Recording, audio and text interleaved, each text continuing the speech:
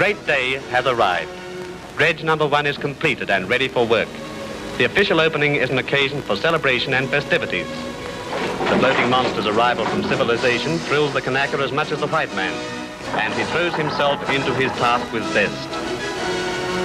You will understand how the native has benefited by these activities. A long time will elapse before he shakes off the shackles of barbarism, but his contact with the environment of the white man must inevitably hasten his progress along the path that leads to civilization.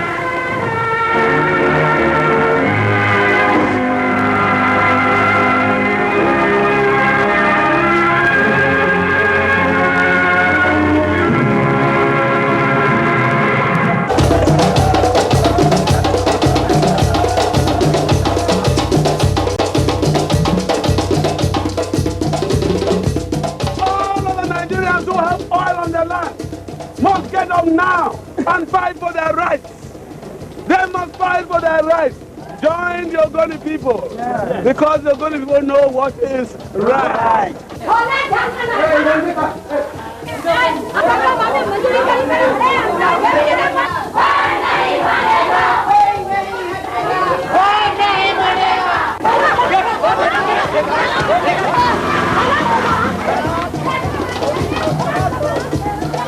Selection हमारी जीत है, जीत नहीं था तो selection मरी जाओ dam में जिन बता टुकड़ा बुकड़ा बता लीजिए छाप बता बढ़िया थोड़ा बड़ा लीजिए बुढ़ा देखो डैम में. I do feel that non-violent direct action is a most powerful approach. It's an international criminal conspiracy.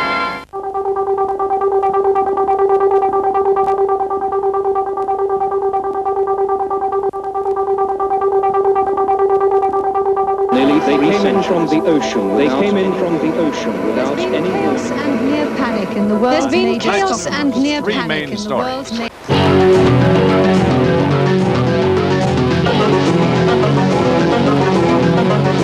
Good afternoon. I'm Annette Falk with the 1500 CKAY Information Update.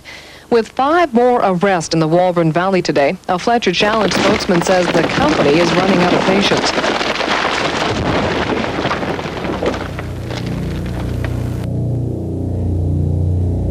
I had no idea what had been going on, and I saw Mount Paxton and what they had done to it. And I was stunned because, you know, it just stands out. It's so visual, and it's from ocean straight up to this 2,800 feet up, I think, and then they had logged it up and over the other side. And I could feel it in my chest just looking at it. My whole chest hurt. It just started to ache. I could not believe what it was like, an atrocity that had been done. And I just knew then that they were going to be sorry. How many people will they arrest before McMillan Motel will reckon with public concerns? This is an atrocity. This is a violation of Aboriginal rights. I will not go to jail.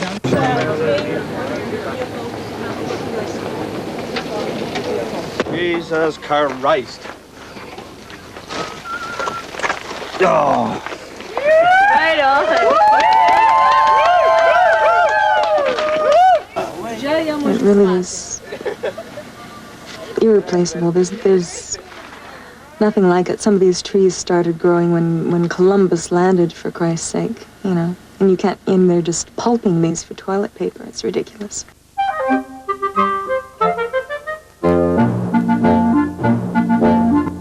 You could also knock onto the doors of the admin building, the main entrance, and stop people going in there. It's theoretically possible that some people might like to try, if all else fails, going over that fence and actually climbing down a tree. Soft, strong, and long, and lots, and lots, and lots. Hendrix.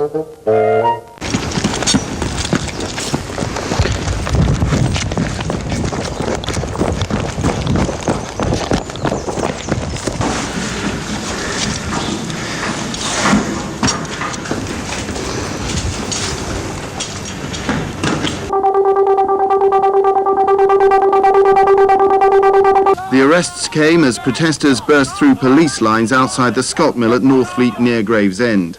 The company had obtained a court order posted outside the plant preventing the campaigners from entering the factory, but it was ripped down.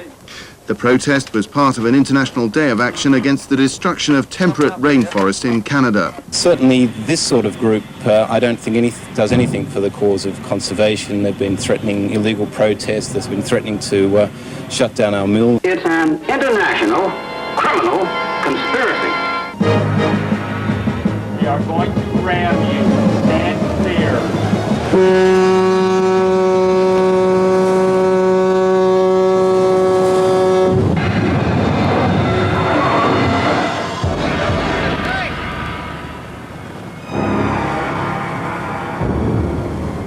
Where we draw the line is we don't injure or kill people, but we have no hesitation about damaging property which is being used illegally to destroy the environment, to destroy wildlife. We have absolutely no hesitation there. In 1986, Sea Shepherd agents sank 2 Icelandic whalers, half the country's fleet. We're here to say things people don't like, to do things people don't want to be seen done. So we don't really measure our support by how happy we make people feel with our actions. The more we can annoy people, the more we can make issues controversial, I think that's where we measure our effectiveness.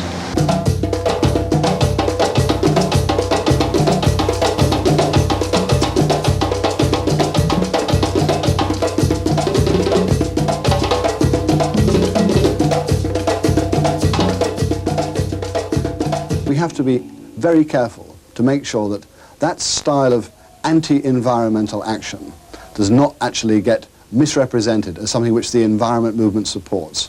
We decry it. We deny it. It has no place in a democracy which actually relies and must rely on public demanding that politicians deliver the goods.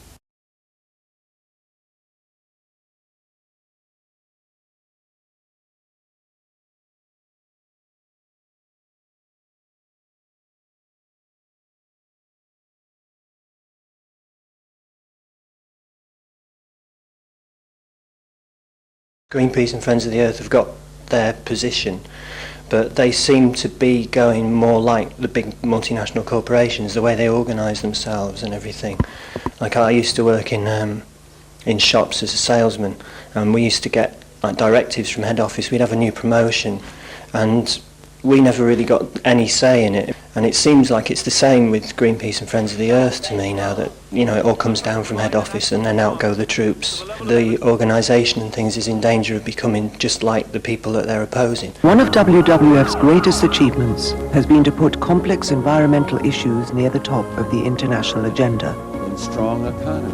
WWF's intensive lobbying and policy work is paying off.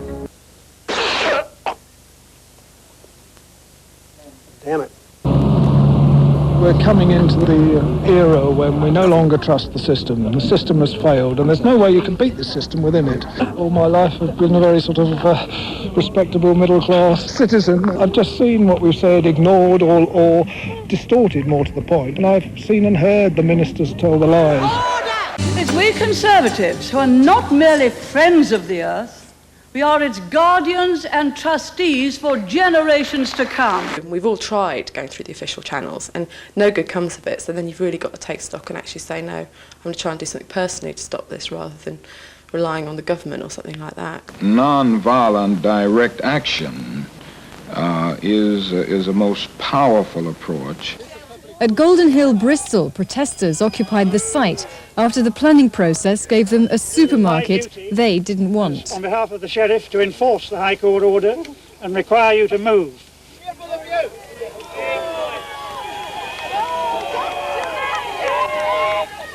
To see 140, 150 police here, when we've got local residents, ordinary people, just protesting against something to protect their community, it's quite astonishing. Never really seen anything like it. I'm sure there's a really large number of people in this country who actually feel the same way about these things that we do, who have the same emotion about it, but they don't have an outlet for their emotion. You know, they need to come out and do some direct action, get out on the streets and shout about it. 6 hours this morning, southern 6 hours this morning, southern Britain. My path, the value I share. For 6 hours this morning. Dawn, and the vessel Mayfair slips quietly into Sydney, loaded with timber from Malaysia. Waiting, this group out to stop her berthing. They paddled down the harbour in kayaks and surrounded the ship as it tried to tie up at Darling Harbour. That's when it got dangerous. Police, powerless to stop them, watched as the protesters became wedged between the ship and the wharf. Despite the danger, they wouldn't give in. What are you doing? I'm prepared to die for this. Still, they refused to budge. He's getting crushed and he's sinking!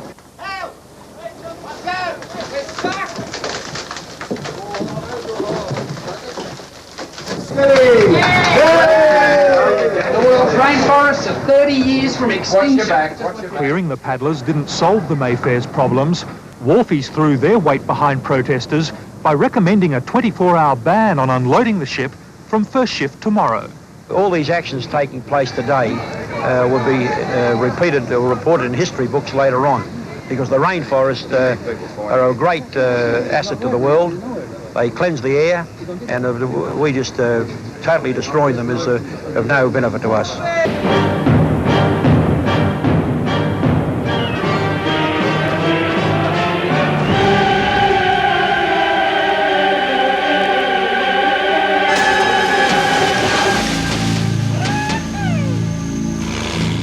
So what are you asking people in Australia to do? Well, to stop using rainforest timber, to put as much emphasis as possible on taking as much action as possible, getting involved with rainforest action groups and trying to basically stop consuming as much rainforest timber. We've got to reduce consumption. Groups like this can now be found throughout Britain. So, who fancies intercepting a huge freighter at 6 o'clock in the morning? It's 5 a.m. and the campaigner's dinghy cuts its way through the water at Tilbury docks. Its mission to stop the docking and unloading of hardwood from the cargo ship MV Singer Willstream. One of the group then attaches himself to the dockside with a bicycle lock. Sometimes you have to break the law to uphold the law, and we're talking about a higher moral law, which means preserving rainforests. 3 more protesters chain themselves to the dock gates later on. Police have to use cutting gear to free them. I'll just be there and by chaining myself to a ladder on the side of the thing so the boat can't get into the port. And I'll be throwing away the key. And so I'll just be there and staying there as long as I can to stop the boat. Can you hold that up? This is a strong bike lock. Yeah, it's about as strong as you can get. I mean, they can still cut this, but it takes a long time. The Port of London Authority condemned the protest as deplorable and dangerous. Hannah O'Sullivan, Coast to Coast, Tilbury Docks. Right now, let's have a look at tonight's national news headlines. Earlier on today, apparently, a woman rang the BBC and said she heard that there was a hurricane on the way. Well, if you're watching, don't worry, there isn't. Meanwhile, just outside Oxford, another protest was underway. Earth First had targeted a major tropical timber importer. You're restricting my breathing. No, I'm not. My hand is not on your neck.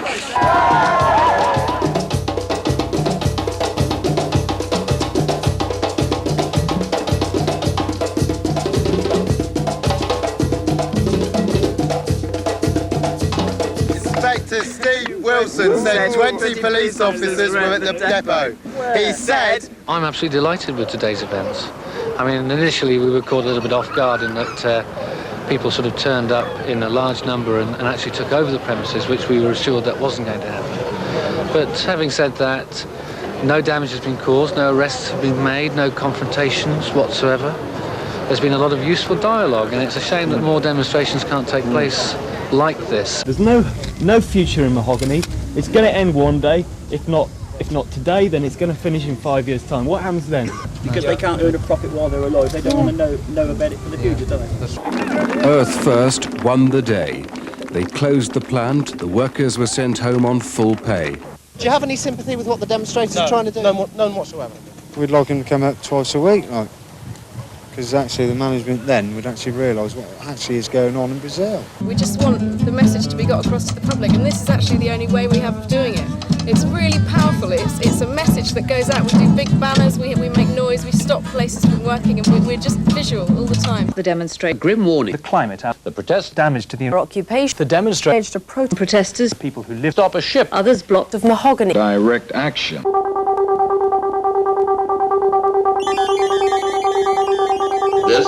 BBC Home Service. From London.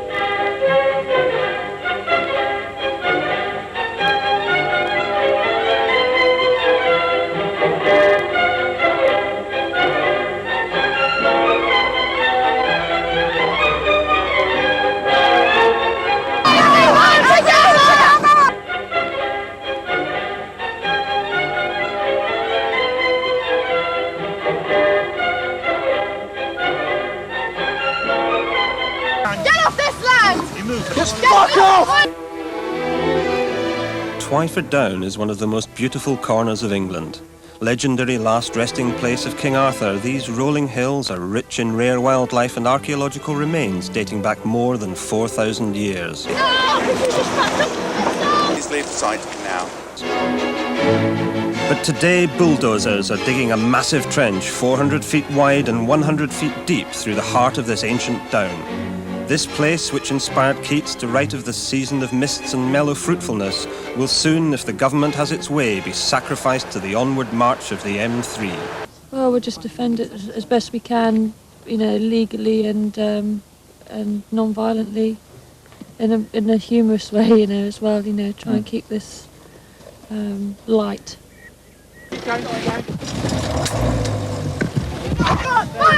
Violence and destruction and go home! Go home! Together!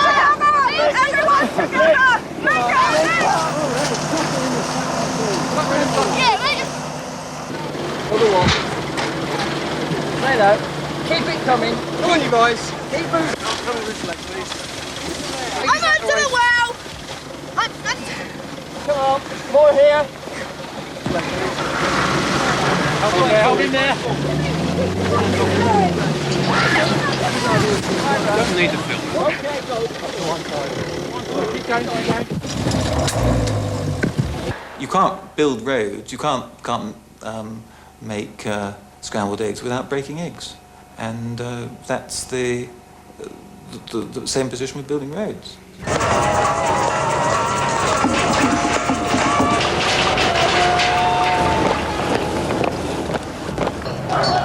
At the motorway site, security guards and police dogs barred the way of the protesters.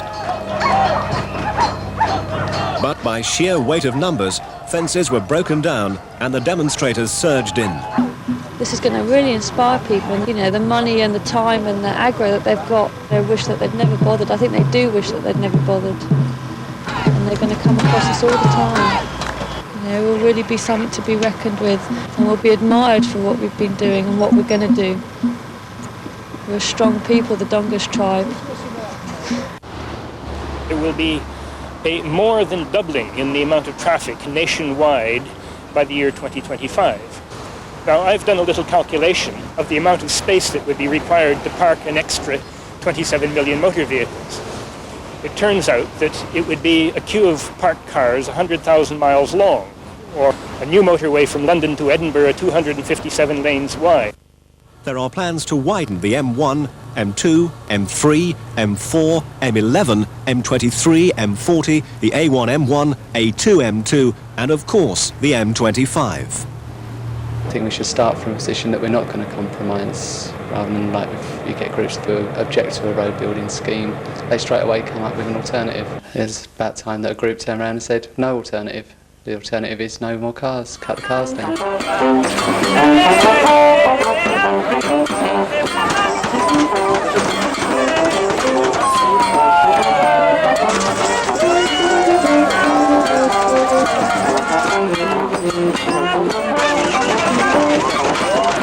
What do you think of all this?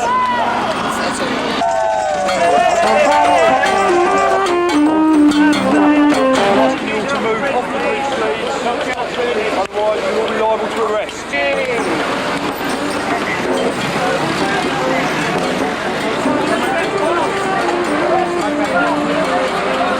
The problem is going to get worse. Protests is going to get bigger. The car culture is growing constantly. Protests coming together all throughout Europe. This is just the first stage.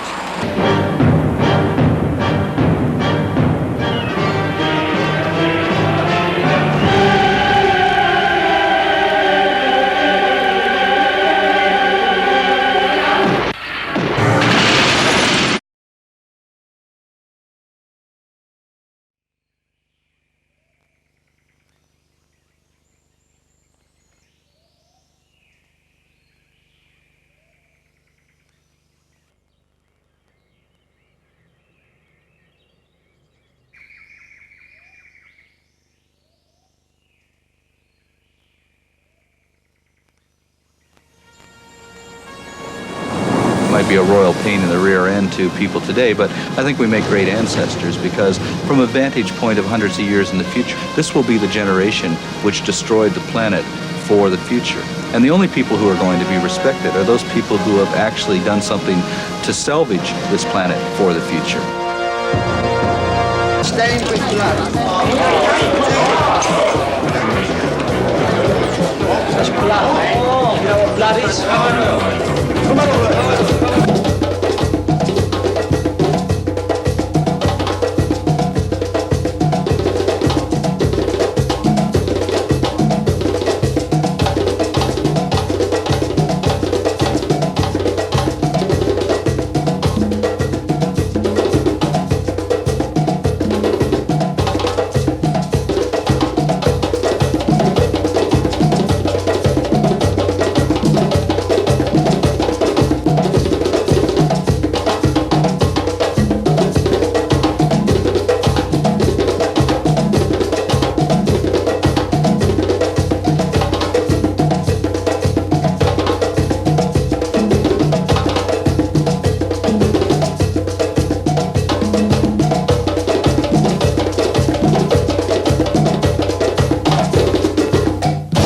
Nonviolent direct action is a most powerful approach. It's